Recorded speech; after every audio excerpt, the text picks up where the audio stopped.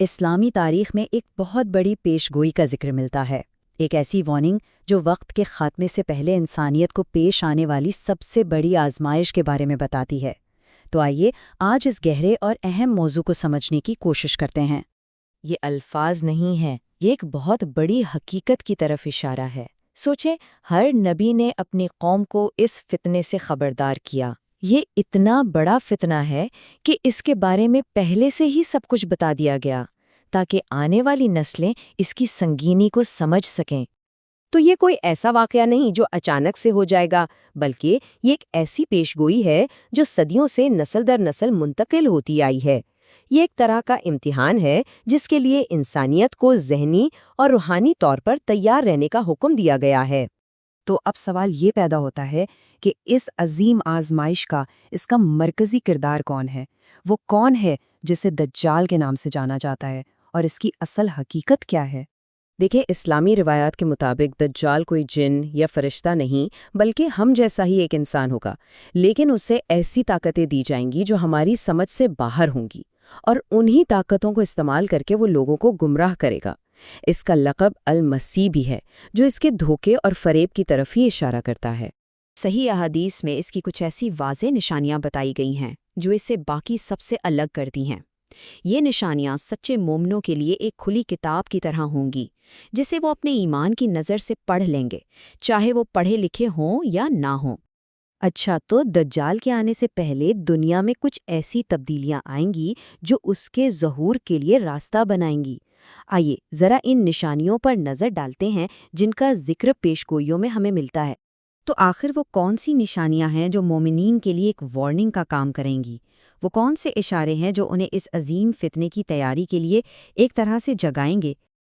آپ دیکھیں، یہ نشانیاں صرف واقعات نہیں ہیں، یہ ایک طرح سے ایک آئینہ ہے جو ہمیں ہماری روحانی حالت دکھاتی ہیں۔ یہ ایک کال ہے کہ ہم اپنے ایمان کو مضبوط کریں، کیونکہ جب یہ حالات پیدا ہوں گے تو صرف مضبوط ایمان والے ہی اپنی جگہ پر قائم رہ سکیں گے۔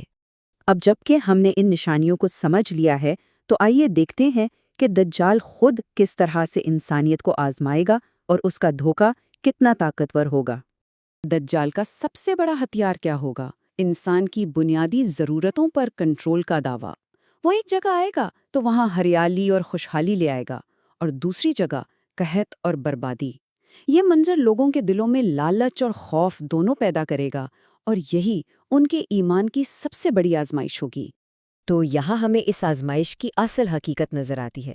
ایک طرف دنیاوی فائدے کا لالچ ہے، فوری راحت کا وعدہ ہے، اور دوسری طرف اللہ پر غیر متزلزل ایمان اور صبر کا راستہ ہے۔ انتخاب بہت مشکل ہوگا، لیکن کامیابی کی کنجی اسی میں چھپی ہے۔ تو پھر اس ہولناک فتنے سے بچنے کا راستہ کیا ہے؟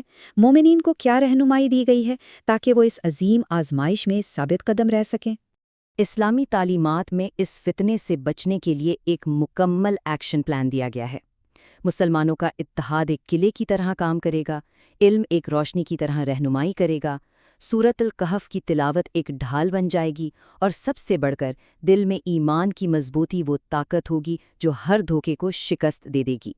ہر آزمائش کا ایک انجام ہوتا ہے، تو آئیے اب اس عظیم فتنے کے حتمی نتیجے کی طرف بڑھتے ہیں جس کا وعدہ کیا گیا ہے۔ اور یہاں ہمیں امید کی ایک کرن نظر آتی ہے۔ اس فتنے کا خاتمہ بھی پہلے سے بتا دیا گیا ہے، حضرت عیسیٰ علیہ السلام کی واپسی اور دجال کی شکست۔ یہ مومنین کے لیے ایک حتمی فتح کی خوشخبری ہے۔ یہ مایوسی کا نہیں بلکہ امید اور یقین کا پیغام ہے۔ یہ سمجھنا بہت ضروری ہے کہ اس پوری پیشگوئی کا مقصد خوف پھیلانا نہیں، بلکہ ہمیں یہ یاد دلانا ہے کہ سچائی، اتحاد اور ایمان کی طاقت ہر دور کے فتنے پر غالب آ سکتی ہے۔ اصل کامیابی مادی نہیں بلکہ روحانی ہے۔ اور آخر میں یہ طاقتور پیغام ہمیں یاد دلاتا ہے کہ جب ایمان، علم اور صبر ایک ساتھ مل جائیں تو کوئی بھی آزمائش ہمیں ہرا نہیں سکتی۔ اصل قوت ہماری اندرونی طاقت اور ہمارے اجتماعی اتحاد میں ہی پوشیدہ ہے۔